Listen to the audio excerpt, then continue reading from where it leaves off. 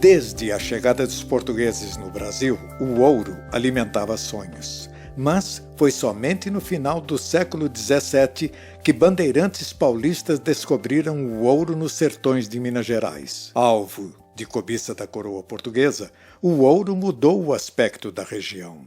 A conquista territorial se deu através da abertura de caminhos e do povoamento acelerado, dando origem a arraiais e vilas. O sonho de riqueza atraiu aventureiros de vários pontos da colônia e principalmente de Portugal. O valioso metal foi descoberto inicialmente nos arredores de Sabará, Ouro Preto, Mariana, São João del Rei e Pitangui. Surgiam, assim, os primeiros povoados de Minas Gerais. A riqueza das minas despertou ambições e provocou disputas, colocando de um lado povoadores e do outro o Estado português. Entre os anos de 1708 e 1709, um conflito de interesses de natureza econômica entre paulistas, descobridores das minas, e forasteiros provocou a Guerra dos Emboaba. Esse conflito obrigou os paulistas, derrotados, a se deslocarem para Goiás e Mato Grosso, onde fizeram novas descobertas. Portugal rapidamente estabeleceu uma política baseada na arrecadação de impostos e no combate à sonegação e ao contrabando. Essas medidas provocaram rebeliões. Uma delas ocorreu em Vila Rica, no ano de 1720. Foi a revolta de Felipe dos Santos contra a criação das casas de fundição. Os rebeldes foram derrotados. Nessas casas, o ouro era transformado em barras e a coroa retirava para si o quinto, que era um imposto de 20% sobre o ouro fundido. Nesse mesmo ano de 1720, foi criada a Capitania de Minas Gerais. No início da mineração, o ouro de aluvião era encontrado em leitos de rios e córregos. Com a escassez desse tipo de ouro, os mineradores passaram a explorar lavras, retirando o ouro encontrado nas encostas de morros e barrancos. O século XVIII ficou marcado em Minas Gerais como o século do ouro e do esplendor da arte barroca.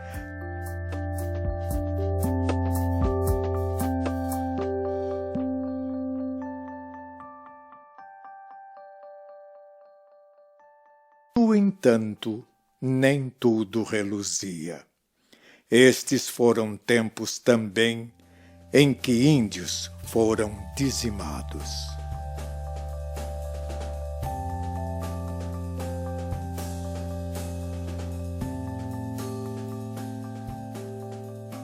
Durante esse século, houve um rápido aumento populacional e a ampliação do trabalho escravo em função da economia mineradora. Foi nesse contexto que, em 1789, ocorreu a Inconfidência Mineira.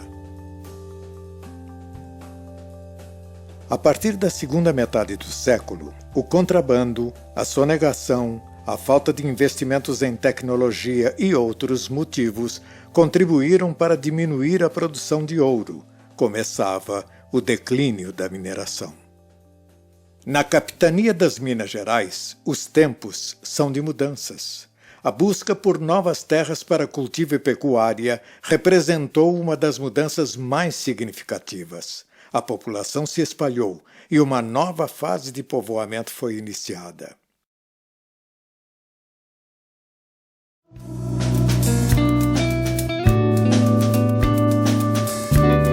No século XVIII, o território onde fica hoje o município de Florestal localizava-se dentro de uma área denominada Mata do Cego.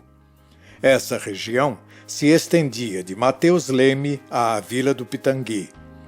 Quando essas terras começaram a ser ocupadas, não existiam os cartórios de registros. Só mais tarde, as propriedades rurais passaram a ser registradas pelos vigários das paróquias. Em uma versão sobre a história de Florestal, conta-se que a povoação teria sido fundada pelo guarda-mor Sales. Nos registros paroquiais das terras da matriz de Mateus Leme, há referências a vários povoadores. Em um desses documentos encontra-se assentado o nome de Francisco Sales de Almeida, conhecido como Guarda-Mor Sales. Nesses documentos encontram-se nomes de fazendas como Natividade, Gameleira, Cachoeira de Almas, Facão, dentre outras, mas não consta dos registros povoado com o nome de Guarda-Mor Sales. Outros pioneiros tiveram comprovada importância política na região. É o caso do coronel Domingos Justino Ribeiro, que ocupou o cargo de agente executivo e presidente da Câmara do município de Pará de Minas entre os anos de 1866 e 1869, cargo hoje equivalente ao de prefeito. O coronel Domingos Justino foi proprietário da Fazenda Cachoeira em Florestal, onde nasceu seu filho, Benedito Valadares, que mais tarde se tornaria governador do estado durante a Era Vargas.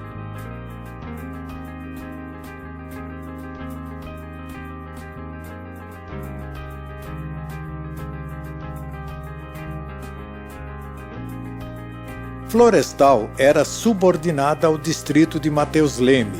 Em 30 de agosto de 1911, o povoado foi elevado à condição de distrito, vinculado a Pará de Minas. Permaneceu assim até 1963, quando, definitivamente, adquiriu o estatuto de cidade.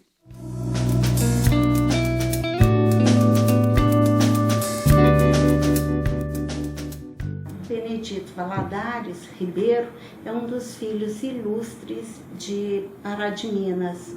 Ele nasceu na Fazenda da Cachoeira, então pertencente a Florestal, e Florestal pertencia a Pará de Minas. Lá ele nasceu em 4 de dezembro de 1892. Candidatou-se à vereança e ganhou. Foi vitorioso por 2 vezes, representando o município de Florestal. Em 1930, com a Revolução, ele foi o chefe da Aliança Liberal no município e como líder da Revolução aqui, ele destituiu o prefeito, o tenente Júlio Melo Franco. Após isso, o presidente do estado, Olegário Maciel, o confirma no cargo à frente do município, e assim ele fica até 1932, quando estoura a Revolução Constitucionalista de São Paulo.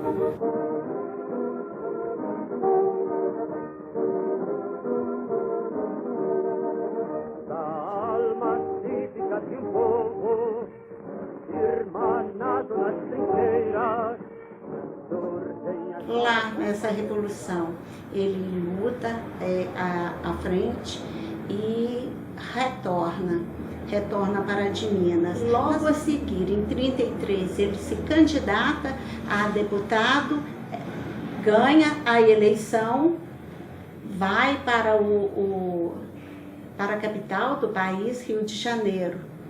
Nesse intervalo, quando falece o presidente do estado de Minas Gerais, Olegário Maciel, o presidente Getúlio Vargas sai inteligentemente pela tangente, porque nomeia alguém que desvinculado das 2 facções políticas fortes, então existentes, representado pelo Gustavo Capanema e por Virgílio Melo Franco. Então nomeia para a interventoria em Minas Gerais uma pessoa completamente desconhecida, mas que lhe era fiel.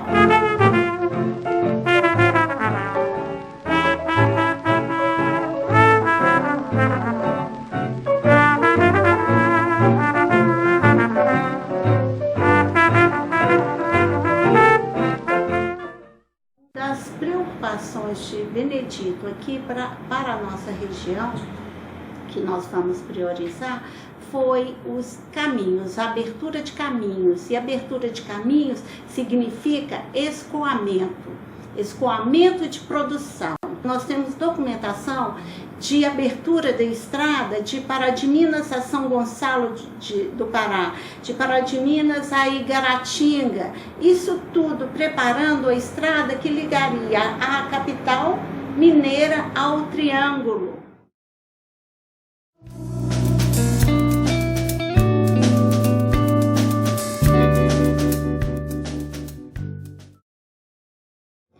O profissionalismo para o homem do campo, ele também se preocupou com isso. Florestal mesmo recebe uma fazenda escola, uma fazenda modelo, com todo o potencial para desenvolver as funções do homem do campo, só que de uma forma técnica, profissional.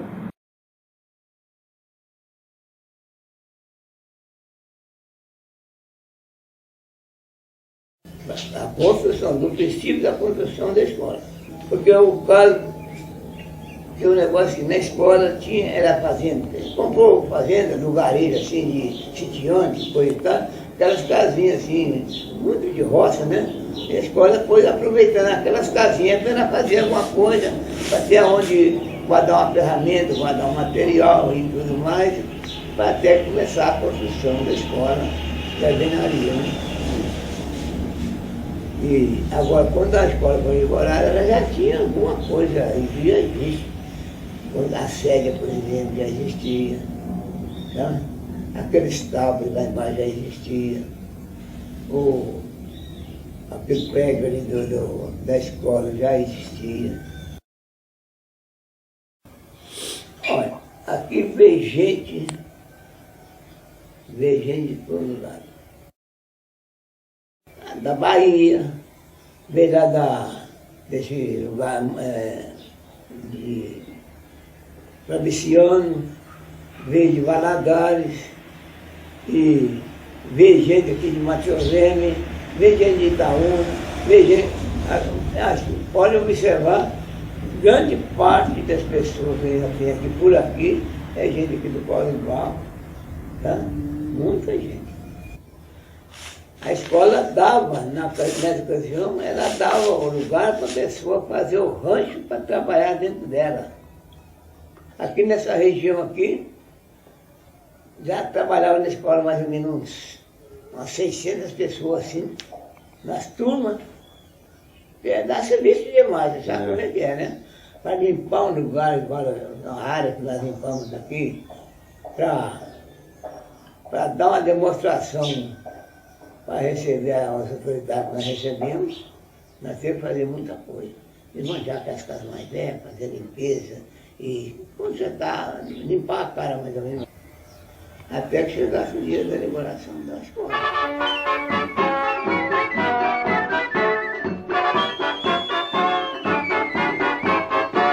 Tomara que chova 3 dias sem parar. Oi, tomara que chova 3 dias sem parar. A minha grande mágoa é lá em casa não ter água, eu preciso me lavar. Oi, tomara que chova 3 dias sem parar. Oi, tomara que chova 3 dias sem parar. A minha grande mágoa é lá em casa não ter água, eu preciso me lavar. De promessa eu ando cheia quando... Desde que eu conheci aí já tinha igreja. E criava porco aí dentro. Dentro do povoado. Tinha uma porteira lá na saída, fechava no ribeirão embaixo. A casinha melhor que tinha aqui, eu dar uma ideia, era tipo daquela borracharia. É o tipo das casas aqui, era aquele tipo. Sei. As casinhas melhores eram daquele tipo. A praça ali tinha umas casas do lado de cima, era um barrão, tinha umas casas velhas em cima do barrão, lugar que tem aquela casa que o Nil deixou, aquele açougue onde o Nil, que tudo ali era um barranco ali. Tinha poucas casas, tinha essa rua aqui que chamava Jubilino Faria aqui, tinha umas poucas casinhas aqui para aqui afora, aqui nessa praça aqui tinha uma olaria grande. A verdade é o seguinte, ali da rua de São Vicente para cima, tinha pouquinhas casas. Começaram a melhorar a cidade aqui, ó. Vinham as máquinas da escola, porque não tinha máquina naquela época para fazer nada, né? A escola começou a aparecer com as máquinas aí, melhorou a praça, andou fazendo umas ruas aí, etc. Fez campo de futebol, foi melhorando as coisas. Fez aqui a praça da igreja, que ali não tinha, era um murundu de chão, acertou aquele terreno todinho ali, ficou até bonito aqui a praça, né? Acertou aquilo tudo ali.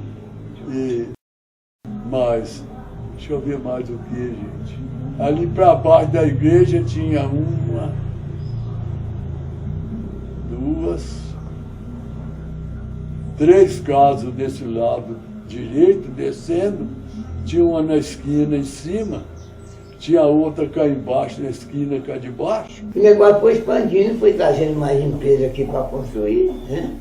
Foi trazendo mais empreiteira para fazer esses esplanados que tem ali onde é que é a farmácia hoje, que realizou o esplanado de fora a fora. Uma estradinha ali, cortava para ali a mão, feito tudo à mão, né? Ia para o Pará de Minas.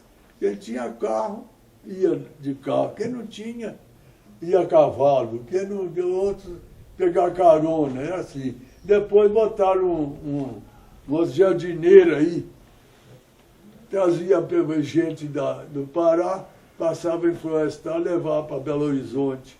Mas só pegava a gente se ela tivesse lugar, não tivesse, só vinha lotada de lá. Aí ninguém ia. Era assim. O comércio era muito ruim. Só vendia a maior parte cereais, né? Comércio ruim. Depois, com a chegada da escola, aí melhorou muito.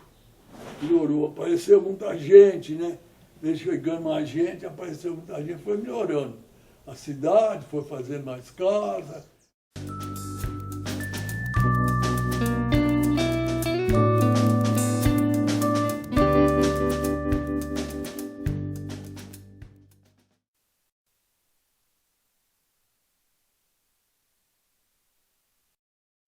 Eu vim para aqui porque eu estava na escola de menores em Rio Branco, Visconde Rio Branco, e o governo do estado fechou a escola de menores. E eles abriram aqui 30 vagas para esses alunos dessa escola de menores de Rio Branco. Os outros colegas meus foram para o João Pinheiro, em Belo Horizonte. E eu vim para aqui com um grupo de mais 29, eu mais 29, viemos para aqui em 43. Bom, a gente veio para aqui era uma escola, era uma escola de menores. Antes era uma escola de capataz de fazenda. E quando nós viemos para aqui, ela passou a ser uma escola de menores. E a gente veio para cá para estudar e trabalhar e ser alguém na vida futuramente, né?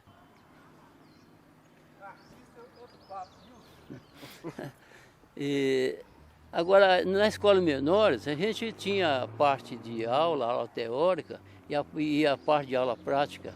O trabalho prático, nós tínhamos uma fazendinha lá embaixo, chamada fazendinha, e lá nós executávamos todo tipo de trabalho possível na agricultura. Roçava pasto, esgotava ribeirão, capinava, plantava, colhia, mexia com o animal. E nós tínhamos inclusive lá uma coisa interessante, que era um serpentário.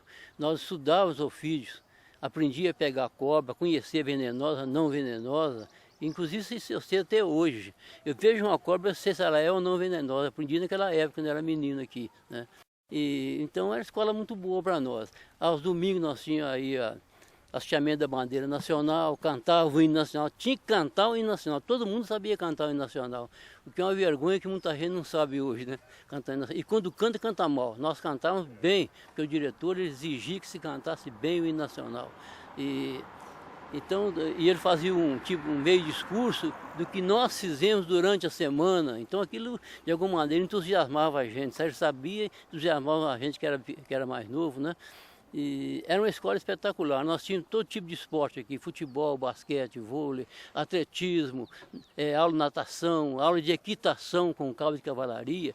Isso aqui, a maioria do pessoal que ensinava para a gente aqui era militar. Então tinha muita ordem mesmo. sabe? O diretor não era militar, mas ele era mais militar que os militares. Pode ser. Como é que faz aqui? Tempo de escola menor, a gente produzia muita coisa aqui dentro, sabe? E produzia arroz, produzia feijão, milho, mandioca, essas coisas, hortaliça, mas sempre houve uma certa deficiência, alguma coisa tinha que vir de fora, sabe? E apesar dessa ser uma fazenda que tinha empregado, trabalhava também, produzia as coisas também, não é só alunos produziam não, nós realmente produzíamos, mas tinha empregado também aqui, né, para isso. São duas coisas que eu sinto muita falta, dar aula na escola aqui e ser treinador do Fluminense. São duas coisas. Mas nenhuma das duas eu tenho condição mais para fazer, porque a condição física é necessária. Fluminense eu fiquei como treinador até 91. Eu fiquei como treinador. Fiquei treinador lá uns 20 e tantos anos, quase 30 anos como treinador lá, sabe? Porque não é porque era bom não, porque não tinha outro, ninguém queria, então eu ficava, né?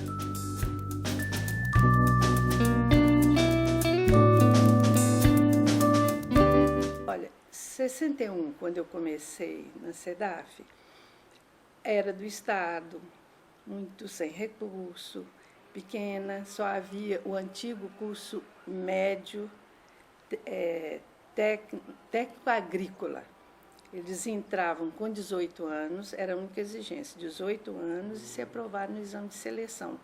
Era um exame de seleção com nível de primeira a quarta série do primário. Mas eram excelentes técnicos, que a parte técnica era excelente. E já saíam mais maduros. Depois, quando houve aquela reforma de transformar o segundo grau em curso também profissionalizante, eles vinham com 14 anos. Eu cheguei a encontrar aluno de 14 anos brincando com a enceradeira no hall lá em cima, brincando como criança. Então, saíam muito imaturos, né?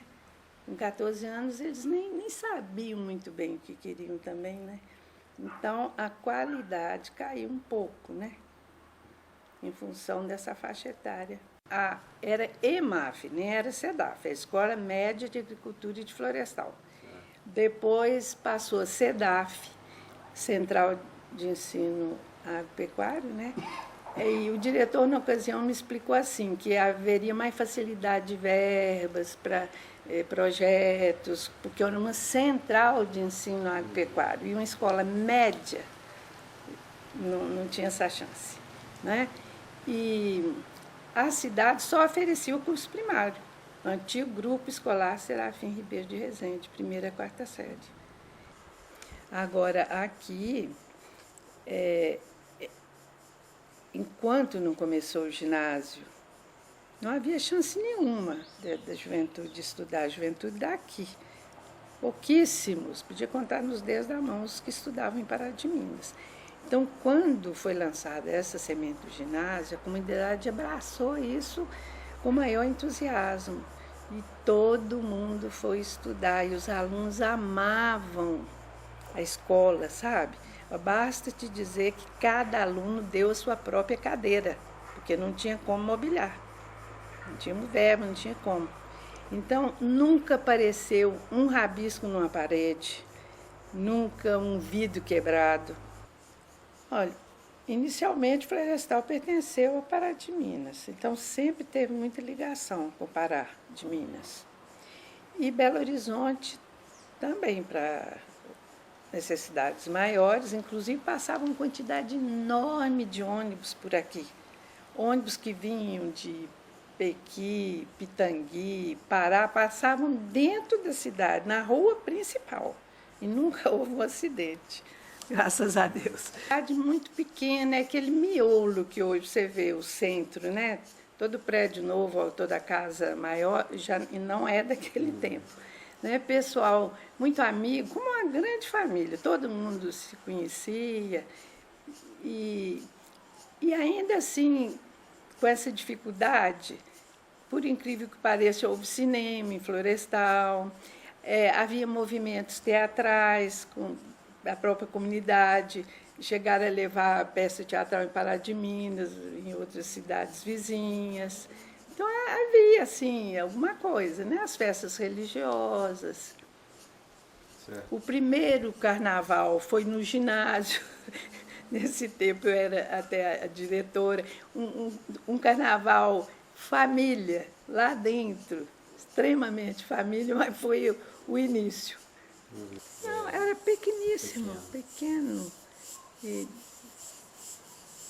uma farmácia, uma loja de armarinho, como se dizia, outra tipo armazém.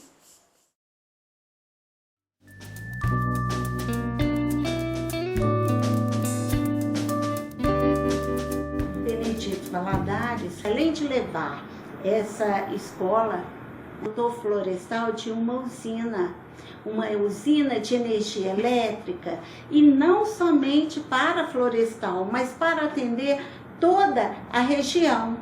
A região já passava por dificuldades de abastecimento da energia. Então, Benedito dota Florestal de uma usina, e essa usina complementava a energia de Pará de Minas, que já existia as indústrias têxteis, e ia para todos os outros distritos do município.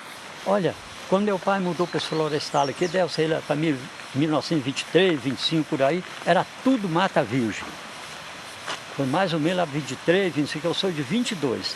Quando o meu pai mudou para esse Florestal, que era tudo mata virgem, eu era muito pequenininho, então ali, né? Bom, na juventude, aí quando eu comecei, já comecei que meu pai foi criado num sistema muito diferente de hoje, né? Era dentro de casa e trabalhando, e a gente tinha que obedecer os pais igual se fosse um reino, sabe? Era desse jeito. Vocês veem muito bem que eu estava com 18 anos, tinha que estar dentro de casa 8 horas da noite. Meu pai não deixava ficar na rua, não. O Florestal era mais ou menos... O Florestal era muito pequeno naquele tempo. Hoje, em comparação daquele tempo, é uma capital. Eu não conhecia nada de eletricidade, porque a minha profissão era sapataria, costume e selaria. Aqui tinha uma escada, tinha isso aqui. No lugar dessa terra aqui tinha uma escada aqui de 3 degraus, a gente entrava, é mais ou menos aqui assim, porque levou para lá um pouquinho. Mas aqui não tinha mais nada não, tinha só mato ali, no canal. Entendeu? E aqui atrás, vem aqui vocês. Olha aí primeiro. Vamos entrar aqui. O primeiro. Vamos aqui, né? 20 e tantos anos que eu não venho aqui. Olha, é isso mesmo. Aqui é assim, ó. Trabalhava os 2 geradores, né? Então, de 8 a 8 horas, a gente chegava, a usina estava funcionando, só trocava os operadores, mas aí continuava o mesmo trabalho que o outro. Quando igual eu que não conhecia nada de eletricidade, eu já tinha aprendido a trabalhar mais ou menos, né? Porque os antigos falavam, necessidade faz sapo pular. Passaram muitos anos. Depois da escola, da Fazenda do Estado, foi para o Florestal. Depois levaram força para Boa Vista, foi também. Depois levou para Gamileira. Depois de Gamileira levou para Tavares. Força de Tavares, a maravilha. E antes de eu vir para aqui também, gente, essa usina tocava a fábrica de tecido de Pará de Minas. Estava esquecendo.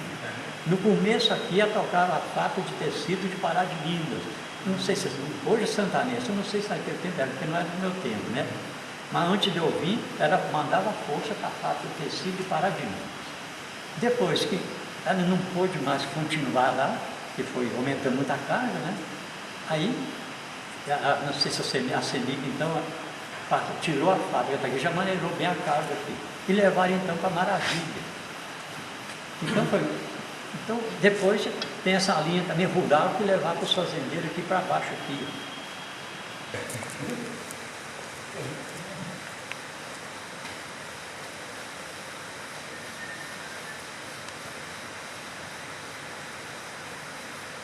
Olha, depois dessa reforma toda aqui, como você está falando, vocês vão ver a quantidade de gente que vem aqui para conhecer aqui, ser um lugar de turismo. Vai ser uma coisa maravilhosa, muito bonita aqui, uma coisa histórica do Florestal, um patrimônio histórico, isso aqui.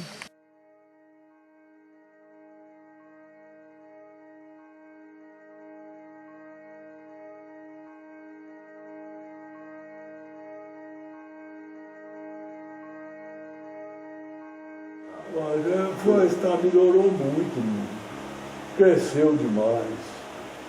Até cresceu demais mesmo, viu? Cresceu muito. Esse negócio de passou a Grande BH, né? Cidade bem Grande BH, melhorou demais isso aqui. O povo de Belo Horizonte está vindo para cá. Está vindo gente demais, muito, tá? Até porque, que eu vou te contar uma coisa, que era bom já não é mais bom como era. Já está tendo muita gente estranha, muita coisa, estranha. Já não é mais aquela cidade tranquila, que eles falam, morar em Florestal, que não tem perigo nenhum, tá? Aí já acabou isso. Hoje já não é mais esse trânsito de carro, de hora em hora aí, ó. Você sabe o que é, né? Deus me livre. Não.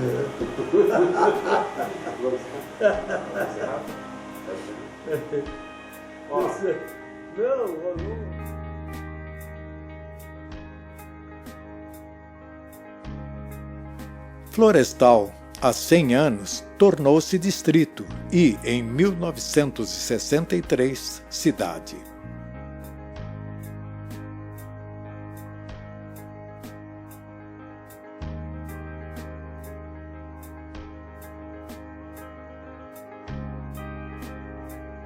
Inaugurada em 1939 como Fazenda Escola para a Formação de Capatazes, em 1943 tornou-se uma escola de menores.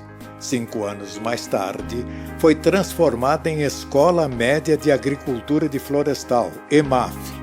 Em 1955, foi incorporada pela Universidade Rural do Estado de Minas Gerais, atual UFV. No ano de 1981, foi transformada em Central de Ensino e Desenvolvimento Agrário de Florestal, CEDAF.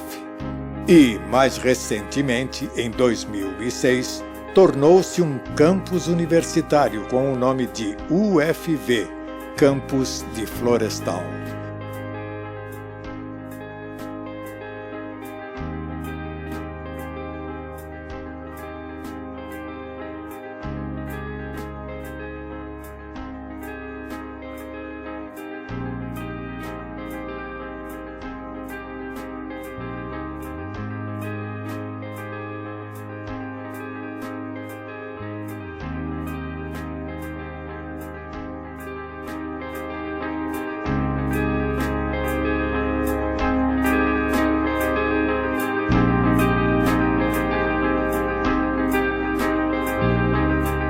Quanto à usina hidrelétrica, foi construída para abastecer a Fazenda Escola. Terminou abastecendo Florestal e depois parte da região. Na década de 1980, a usina foi desativada. Atualmente é um bem cultural tombado pelo município e reconhecido pelo Estado como Patrimônio Cultural Mineiro.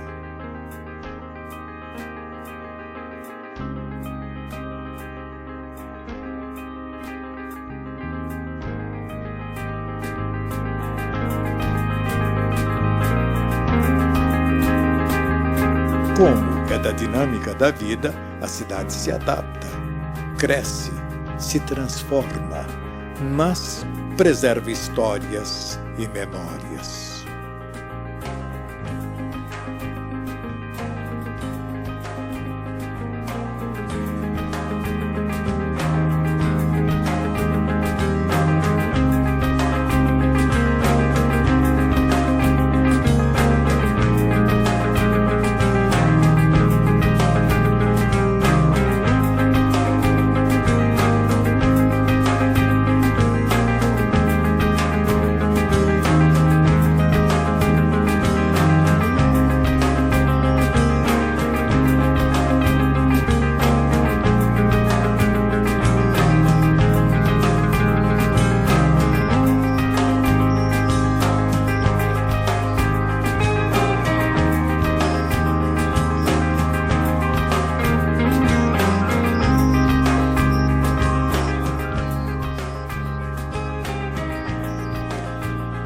Quanto às casinhas, ruas, praças, escolas, descritas por Fued, Paulo, Manuel, Dora e Raimundo, muito mudou.